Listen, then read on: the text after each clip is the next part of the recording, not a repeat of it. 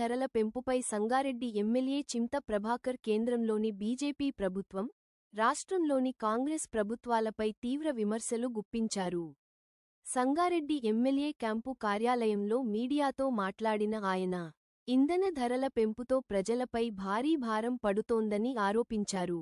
కేంద్రంలోని బీజేపీ ప్రభుత్వం వరుసగా పెట్రోల్, డీజిల్ ధరలు పెంచుతూ ప్రజలను దోచుకుంటోందని, రాష్ట్రంలోని కాంగ్రెస్ ప్రభుత్వం వ్యాట్ తగ్గించకుండా ఆ దోపిడీలో భాగస్వామిగా మారిందని ఎమ్మెల్యే చింత ప్రభాకర్ అన్నారు. ప్రజల జేబులు గుల్ల చేయడంలో బీజేపీ, కాంగ్రెస్ ప్రభుత్వాలు రెండూ ఒకే విధంగా వ్యవహరిస్తున్నాయని విమర్శించారు. వారంలో 4 సార్లు ఇంధన ధరలు పెంచి కేంద్ర ప్రభుత్వం ప్రజలపై అదనపు భారం మోపిందని ఆరోపించారు.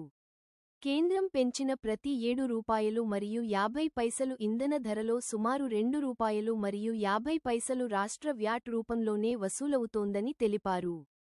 ఇంధన ధరల పెంపు కారణంగా తెలంగాణ ప్రజలపై ప్రతి నెలా సుమారు రూ. 162 కోట్ల అదనపు భారం పడుతోందని, ఏడాదికి దాదాపు రూ. 2,000 కోట్ల పన్నుల భారం ప్రజలు భరించాల్సి వస్తోందని ఎమ్మెల్యే చింత ప్రభాకర్ అన్నారు.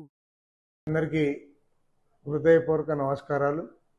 ఢిల్లీలో అధికారంలో ఉన్న బీజేపీ అడ్డగోలుగా ఇంధన ధరలు పెంచుతూ ప్రజలను దోచుకుంటుంటే, కాంగ్రెస్ ప్రభుత్వం పన్నులు తగ్గించకుండా ఆ దోపిడీలో భాగస్వామి అవుతోంది.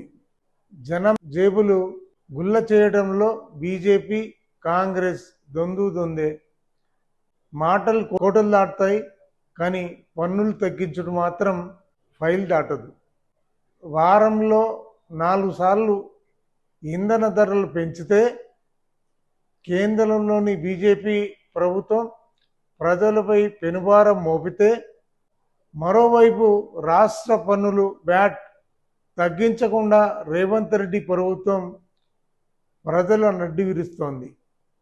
కేంద్రం పెంచిన ప్రతి రూ. 7.50 ఇంధనంలో రూ. 2.50 రాష్ట్ర వ్యాట్ రూపంలోనే రేవంత్ రెడ్డి ప్రభుత్వానికి ప్రజల జేబుల నుంచి గుంజుకుంటుంది.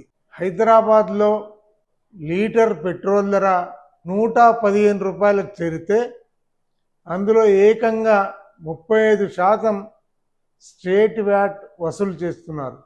లీటర్ డీజిల్ ధర రూ.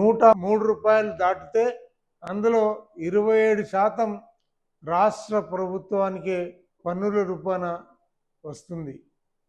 కేంద్ర రాష్ట్ర ప్రభుత్వాలు కలిసి చేస్తున్న ఈ ఇంధన దోపిడీ వల్ల తెలంగాణ ప్రజలపై ప్రతి నెల 162 కోట్లు, ఒక సంవత్సరానికి 2,000 కోట్లు అదనపు భారం పడుతుంది.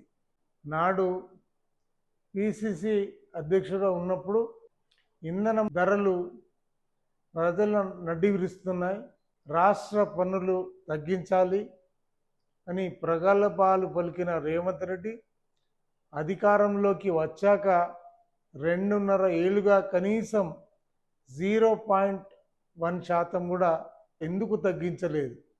ప్రతిపక్షంలో ఉన్నప్పుడు ఒక తీరు, అధికారంలోకి వచ్చాక మరో తీరు వ్యవహరిస్తున్న కాంగ్రెస్ పార్టీ తన రాజకీయ ద్వంద్వ వైఖరిని, ప్రజా వ్యతిరేకతను బయటపెట్టుకుంది. ఇది ప్రజాపాలన కాదు. కేంద్ర రాష్ట్ర ప్రభుత్వాలు కలిసి సామాన్యుడిని నిలువునా దోచుకుంటున్న ప్రజా పీడన పాలన. పెట్రోల్, డీజిల్ ధరల పెంపు వల్ల రవాణా రంగం తీవ్ర సంక్షోభంలో పడింది. నిత్యావసర వస్తువుల ధరలు ఆకాశాన్ని అంటుతుంటే అటు కేంద్ర ప్రభుత్వానికి, ఇటు రాష్ట్రానికి కనీస బాధ లేకుండా పోయింది.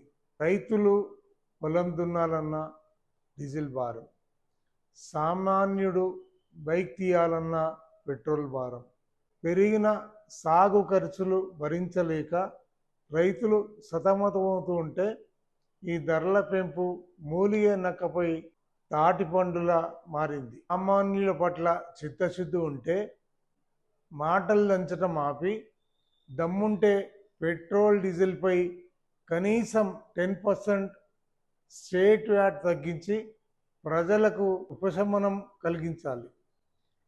దేశవ్యాప్తంగా పెట్రోల్ ధరలపై మొసలి కన్నీరు కారుస్తూ రాహుల్ గాంధీ తెలంగాణలో కాంగ్రెస్ ప్రభుత్వం చేస్తున్న ఈ వ్యాట్ దోపిడీపై ఎందుకు నోరు మెదపడం లేదు?